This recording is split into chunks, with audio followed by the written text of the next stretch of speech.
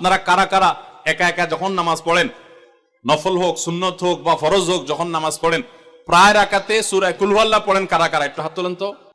আচ্ছা, হাত নামান। খুশি হয়ে হাত তুলছেন, মনে করছেন প্রশংসা পাবেন। প্রশংসা না, বরং একটা বদনাম পাওয়ার ভয় আছে। সূরা ইখলাস, এটাকে আমরা সাধারণত কুল হুয়াল্লাহ সূরা বলি, তাই না? ইখলাস মানেটা কি?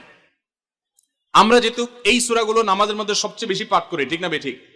এই সূরাগুলো অর্থাৎ শেষের দিককার সূরাগুলো আমরা যেহেতু বেশি নামাজের মধ্যে পাঠ করি, এই সূরাগুলোর অর্থ যদি আমি জানি, ব্যাখ্যা যদি আমি জানি, তাহলে নামাজের মধ্যে মনোযোগ ধরে রাখা সহজ হবে। কারণ আপনি মুখে কি পড়তেছেন আপনি নিজে অর্থ বুঝেন না, মন্ত্রের মতো পাঠ করতেছেন।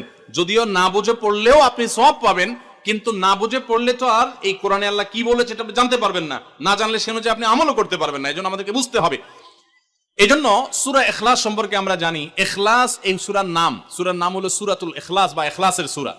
ইখলাস শব্দের একটা অর্থ হলো পিওর করা, খাঁটি করা। তার মানে আমাদের ইবাদতটা শুধু আল্লাহর জন্য হবে, খাঁটি হবে, এখানে কোনো ভেজাল অন্য কারোর জন্য সেটা হবে না।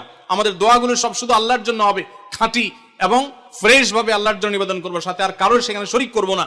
এই জন্য এই সূরার নাম ইখলাস, যে এই সূরার মধ্যে আল্লাহর ইবাদত, একত্ববাদ, তাওহীদ এটাকে খাঁটি করবার নির্দেশ দেওয়া হয়েছে। আল্লাহর কোনো শরীক নাই, এই জন্য এটাকে সূরা ইখলাস বলা হয়েছে, খাঁটি করার সূরা, ঈমানকে বিশুদ্ধ করা, তাওহীদকে ঠিক করার সূরা।